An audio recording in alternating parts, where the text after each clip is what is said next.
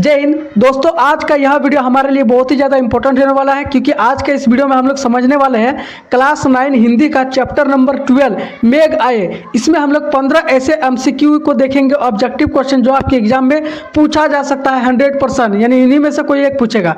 चलिए वीडियो को शुरू करते हैं बिना समय गवाए। सिर्फ इसमें ऑब्जेक्टिव पढ़ना है हमें, सब्जेक्टिव अगर चाहिए तो उसका भी वीडियो अपलोड हो चुका है, ऑलरेडी आप जाकर देख सकते हो। आइए इस वीडियो में सबसे पहले देखते हैं पहला क्वेश्चन कि मेघ आए कविता में कवि कौन है। यहाँ पर कवि का नाम पूछ रहा है, यहाँ पर पोएट्री का। ऑप्शन है सुमित्रा नंदन Pant, B Suryakant Tripathi Nirala, D C Kedarnath Agarwal या फिर डी जयशंकर प्रसाद। इसका राइट आंसर क्या होगा? इनमें से कोई नहीं होगा। जी हाँ दोस्तों, क्योंकि कमेंट कर जो इसका जो टाइप करना हम भूल गए हैं, इसका राइट आंसर क्या होगा, क्योंकि ये आप लोगों के लिए है दोस्तों। अगर आप लोग चैप्टर को पढ़े होंगे अच्छे तरीके से तो इसका राइट आंसर क्या होगा आप लोग कमेंट सेक्शन में जरूर बताइए। आप लोगों के लिए मैंने छोड़ दिया है। इसका राइट आंसर क्या होगा? इनमें से कोई नहीं होगा, बल्कि दूसरा यहाँ पर पोएट्री होगा। क्या होगा वो आप लोगों के लिए है, आप यहाँ पर आंसर दे सकते हो कमेंट में। आइए आगे बढ़ते हैं क्वेश्चन नंबर 2 की ओर। मेघ आए, यहाँ पर देखिए कि मेघ आए कविता में किसका आगमन दर्शाया गया है। क्या आ रहा है मेघ आए? जब मेघ आता है तो क्या आता है? ऑप्शन है बसंत, या फिर सी बी वर्षा, सी शीत, या फिर डी ग्रीष्म। तो इसका राइट आंसर क्या होगा? ये सबको पता है, बच्चा बच्चा भी बोल देगा कि वर्षा होगा। जब भी मेघ आएगा क्या होगा? वर्षा होगा। आइए समझते हैं आगे क्वेश्चन नंबर 3 की ओर। देखिए क्वेश्चन नंबर 3 पूछ रहा है कि कविता में मेघों को किस रूप में प्रस्तुत किया गया है। ये जो मेघ है यहाँ पर, तो किस रूप में प्रस्तुत किया गया है, यानी उनको किस रूप में दिखाया गया है। ऑप्शन है अतिथि यानी मेहमान के रूप में, बी योद्धा के रूप में, पहलवान के रूप में, या फिर सी देवता के रूप में, ईश्वर के रूप में, या फिर डी कोई राजा के रूप में, किंग के रूप में। तो इसका राइट आंसर क्या होगा? तो इसका राइट आंसर यहाँ पर होगा ऑप्शन नंबर यहाँ पर ए हो जाएगा। ऑप्शन नंबर ए हो जाएगा यहाँ पर अतिथि यानी मेहमान के रूप में। जब कोई मेहमान आता है ना तो उसे अतिथि बोलते हैं। इसी तरह मेघों को भी मेहमान के रूप में दर्शाया गया है। आगे बढ़ते हैं क्वेश्चन नंबर 4 की ओर। क्वेश्चन नंबर 4 क्या कह रहा है कि मेघों के आने से वातावरण में क्या क्या परिवर्तन होता है, या फिर क्या परिवर्तन हुआ। ऑप्शन नंबर ए उदासी, बी भय, सी आनंद और उल्लास, या फिर डी क्रोध का। इसका राइट आंसर क्या होगा? ऑप्शन नंबर सी हो जाएगा यहाँ पर आनंद और उल्लास का। यहाँ पर मेघ जब आता है तो बहुत ही आनंद और उल्लास से भरा होता है, जोश से भरा होता है। आइए बढ़ते हैं क्वेश्चन नंबर 5 की ओर। क्वेश्चन नंबर 5 क्या कहता है कि मेघ आए कविता किस काव्य धारा से संबंधित है। ये जो मेघ आए कविता है वो किस काव्य धारा से संबंधित है, आप लोग बताइए फटाफट से। ऑप्शन है प्रगतिवाद, बी छायावाद, या फिर सी प्रयोगवाद, या फिर डी यथार्थवाद। तो इसका राइट आंसर क्या होगा? 5 का राइट आंसर होगा ऑप्शन नंबर बी छायावाद हो जाएगा। यहाँ पर बहुत अच्छे तरीके से मैंने इसको टाइप किया है, लिखा है अच्छे तरीके से, क्योंकि इनमें से ही पूछा जा सकता है, इससे बाहर बिल्कुल नहीं। इसीलिए आप लोग आराम से देखिए, इसको आप लोग सही करते जाइए, बस यही आपसे कामना है। क्वेश्चन नंबर 6 देखिए, कविता में प्रकृति का कौन सा रूप प्रमुख है। ये जो कविता है यहाँ पर मेघ आए, इसमें प्रकृति का, नेचर का कौन सा रूप यहाँ पर प्रमुख है या फिर दिखाया गया है, उसको अच्छे तरीके से यहाँ पर प्रमुखता दिखाई गई है, प्रायोरिटी दिया गया है। ऑप्शन ए शांत का, बी उग्र, सी सौम्य का, या फिर डी आनंदमय। तो इसका राइट आंसर क्या होगा? ऑप्शन नंबर डी हो जाएगा आनंदमय। जब वर्षा होती है यहाँ पर मेघ आता है तो आनंद लगने लगता है, आनंदमय हो गया यहाँ पर। आइए आगे बढ़ते हैं क्वेश्चन नंबर 7 की ओर। कविता में किसान किस आशा से मेघों को देखता है। ये जो कविता है मेघ आए, तो इसमें जो किसान है यहाँ पर हमारे फार्मर किस आशा से मेघों को देख रहा है कि क्या होगा। बताइए आप लोग क्या होगा? ऑप्शन नंबर ए धन होगा, या फिर बी फसल होगा, या फिर सी यात्रा होगा, या फिर डी विश्राम होगा। इसका राइट आंसर क्या होगा? ऑप्शन नंबर यहाँ पर बी फसल होगा, क्योंकि जब वर्षा आती है तो क्या होता है, फसल यहाँ पर हलहलाने लगते हैं यहाँ पर। आगे बढ़ते हैं क्वेश्चन नंबर 8, मेघों के आने पर बच्चों की प्रतिक्रिया क्या होती है।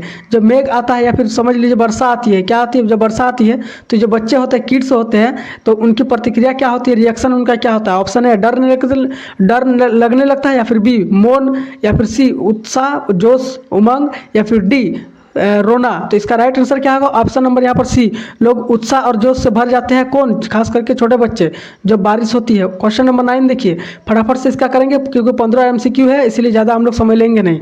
कविता में मेघों की तुलना किससे की गई। ये जो कविता है मेघ आए, इसमें मेघ की तुलना किससे क्या है, आप लोगों को सबको पता होगा। ऑप्शन नंबर ए अतिथि से, बी पक्षी से, या फिर सी राजा से, या फिर डी सैनिक से। इनमें से तो कोई लगता है नहीं कि हमारा होगा। तो इसका राइट आंसर क्या होगा? ऑप्शन नंबर ए अतिथि से, मेहमान से, क्योंकि इससे ही रिलेटेड क्वेश्चन पहले ही हम बता चुके हैं। आइए आगे बढ़ते हैं क्वेश्चन नंबर 10 की ओर। क्वेश्चन नंबर 10 क्या कह रहा है कि मेघ आए, ये जो मेघ आए कविता का मुख्य भाव क्या है, इसका भाव ही क्या है। ऑप्शन नंबर ए विरह, या फिर बी प्रकृति से प्रेम, या फिर सी करुणा, या फिर डी विद्रोह। क्या होगा इसका राइट आंसर, क्या होगा ऑप्शन नंबर बी हो जाएगा इसका, प्रकृति से प्रेम होना। यानी मेघ आए कविता का मुख्य भाव यही है, प्रकृति से प्रेम होना। आइए समझते हैं क्वेश्चन नंबर 11 की ओर। क्वेश्चन नंबर 11 क्या कह रहा है कि कविता में किस वर्ग को सबसे अधिक आनंद होता है? किस वर्ग को, कविता में ये किस वर्ग को? तो ऑप्शन नंबर है व्यापारी को, या फिर बी किसान को, या फिर सी सैनिक को, या फिर डी नगरवासी को। तो इसका राइट आंसर क्या होगा? Option number B. जी हाँ, आप सबको पता होगा कि ऑप्शन नंबर बी, यहाँ पर किसान लोग ज़्यादा यहाँ पर खुश हो जाते हैं वर्षा आने पर या फिर मेघ आने पर। आइए आगे बढ़ते हैं क्वेश्चन नंबर 12 की ओर। देखिए क्वेश्चन नंबर 12 क्या कर रहा है कि कवि मेघों से क्या अपेक्षा करता है? ये जो कवि है यहाँ पर कवि का नाम हम लोग बोलेंगे नहीं यहाँ पर, क्योंकि कवि का नाम आप लोगों को कमेंट करना है। सबसे पहला क्वेश्चन में ही हम आपको बता दिए कि कवि का नाम उनमें से कोई नहीं था, आप लोगों को टाइप करना है। तो आइए बात करते हैं यहाँ पर कवि मेघों से क्या अपेक्षा करता है। क्या अपेक्षा करता है? ऑप्शन नंबर ए शांति का अपेक्षा करेगा, मेघ से नहीं करेगा, ये भी गलत हो जाएगा। ऑप्शन नंबर बी वर्षा से, हाँ ये हो सकता है। ऑप्शन नंबर सी ठंड से, तो यहाँ पर होगा नहीं। ऑप्शन नंबर डी तूफान से होगा नहीं। इसका राइट आंसर क्या होगा? ऑप्शन नंबर बी होगा। फटाफट से मारिए। आगे बढ़ते हैं क्वेश्चन नंबर यहाँ पर 13 की ओर। क्वेश्चन नंबर 13 देखिए, कह रहा है कि कविता में वर्षा को किसका प्रतीक माना गया है? ये जो कविता है इसमें मेघ आए, इसमें वर्षा को यानी बारिश को किसका प्रतीक माना गया है, यानी किसके रूप में दर्शाया गया है? ऑप्शन नंबर है दुख का, बी विनाश का, या फिर सी जीवन का, या फिर डी क्रोध का। तो जब बारिश होती है तो क्या होते हैं यहाँ पर जीवन खलखलाने लगता है। तो इसका राइट आंसर क्या होगा? ऑप्शन नंबर सी। जी हाँ दोस्तों, ये राइट आंसर हो जाएगा जीवन का, क्योंकि मेघ बारिश नहीं होगी तो जीवन भी यहाँ पर असंभव है यहाँ पर पृथ्वी में। आइए 14 नंबर क्वेश्चन देखते हैं कि मेघ आए कविता पाठक के मन में कौन सी भावना जगाती है? यहाँ पर मेघ आए जो कविता है इसमें पाठक यानी जो लिखा है या कवि का नाम के मन में, उनके मन में कौन सी भावना जगती है? ऑप्शन नंबर है निराशा की, या फिर बी भय की, या फिर सी आनंद का, या फिर डी क्रोध का।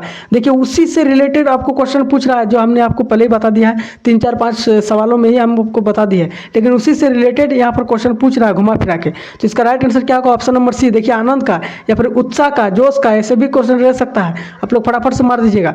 आइए क्वेश्चन नंबर 15 को देखते हैं, लास्ट क्वेश्चन कि मेघ आए कविता का उद्देश्य क्या है? इसका मेन मकसद क्या है यहाँ पर? मेघ आए, ऑप्शन नंबर है प्रकृति आपदा बताना, कि जब बारिश आती है तो प्रकृति आपदा बताती है, नहीं। ऑप्शन नंबर ए यहाँ पर देखिए, ऑप्शन नंबर ए हो गया प्राकृतिक आपदा बताना, ऑप्शन नंबर बी प्रकृति का सौंदर्य दिखाना, सी सामाजिक समस्या उठाना, या फिर डी राजनीतिक प्रबंधन करना। ये सब तो यहाँ पर लग नहीं रहा कि ये सब आंसर होगा। तो इसका राइट आंसर क्या होगा? ऑप्शन नंबर बी हो जाएगा। बी मारिए फटाफट से, प्रकृति का सौंदर्य दिखाना, यानी प्रकृति को यानी बहुत खूबसूरत दिखाना, यही सारी चीज़ें यहाँ पर हो जाती है।